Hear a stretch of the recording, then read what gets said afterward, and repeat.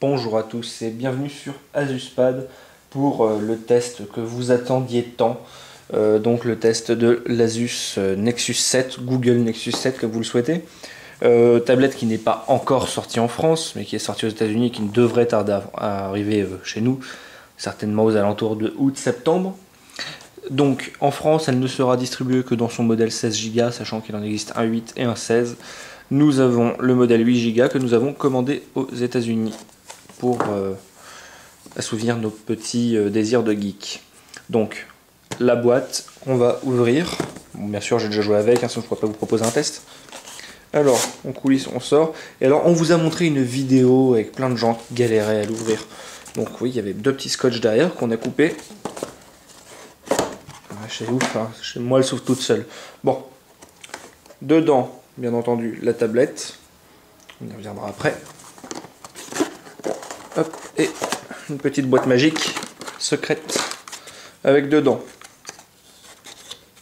Si je l'ouvre du bon côté, ça mieux. Hop, voilà. Donc, avec dedans, un câble USB. Donc, câble USB standard, marqué Asus. Et de l'autre côté, c'est du micro USB standard aussi.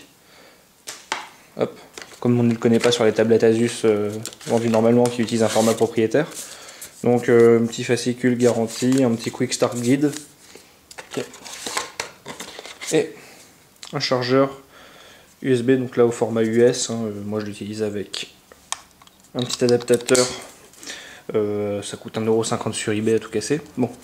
Si on lit les stats, les caractéristiques en dessous, là je sais pas si on va bien le voir, mais grosso modo ça débite de mémoire 5 volts à 2 ampères.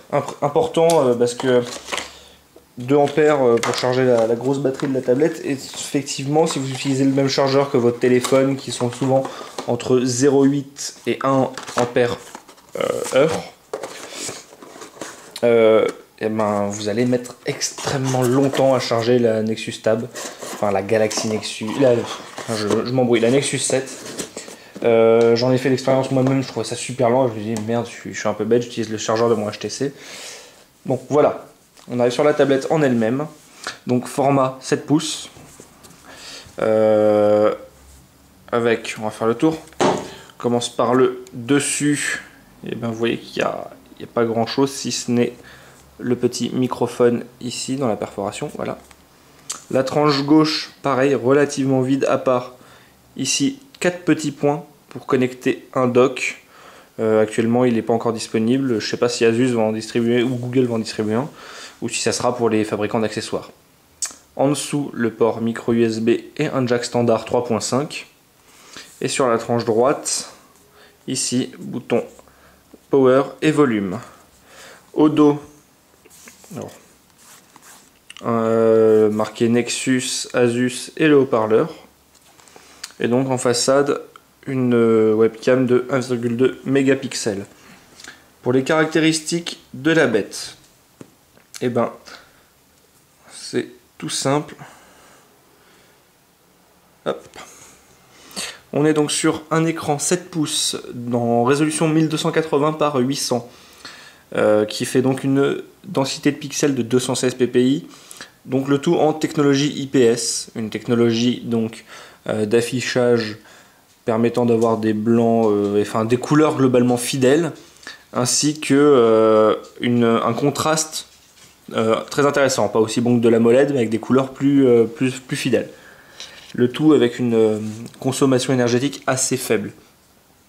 Donc des dimensions de 198,5 mm par 120 mm, le tout sur 10,45 mm d'épaisseur, et un poids de 340 grammes. Bien sûr, à l'intérieur, on a un Nvidia Tegra 3, processeur donc quad-core, accompagné d'1 Go de RAM.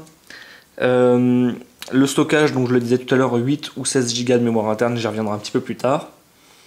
Elle utilise donc bien sûr les formats Wi-Fi, les protocoles Wi-Fi standard, BGN, ainsi que le Bluetooth et le NFC. Elle dispose aussi d'un GPS. Et niveau des capteurs, on a donc le microphone que je vous ai montré tout à l'heure, un accéléromètre, un magnétomètre, un gyroscope. Voilà, donc là c'est ce qu'on peut dire sur la tablette en elle-même, son externe, ses spécificités et un unboxing rapide. Bon, je vais quand même profiter de cette vidéo là pour vous parler de la mémoire interne. Donc sur le modèle 8 Go, si je vais dans stockage, on voit que j'ai un espace stockage total de 5,92 Go, donc 6 Go. Grosso modo, il y a 2 Go qui sont réservés aux partitions système, recovery et tout ça, tout ça. Pour la version française, enfin la version qu'on sera distribuée chez nous de 16 Go, il y aura à peu près 13 Go de disponibles à l'intérieur. Vous l'aurez remarqué, c'est comme sur le Galaxy Nexus si vous le connaissez un peu. La mémoire interne en elle-même n'est pas partitionnée en une mémoire de stockage et une mémoire applicative. Tout est sur la même mémoire. Et ça utilise du coup le protocole MTP quand on le branche à un PC. Je reviendrai certainement un peu là-dessus plus tard. Donc ça c'était la vidéo d'introduction de ce test qui va se dérouler donc à moitié en test écrit et en parallèle avec des vidéos pour vous montrer ce dont je parle, ce qui sera certainement pour vous plus agréable et plus facile à comprendre. Donc voilà, là c'était la présentation de la boîte ainsi que de son contenu, des caractéristiques et un petit tour rapide de la tablette. Je reviens vers vous rapidement pour vous parler grosso modo de l'OS en lui-même, Jelly Bean.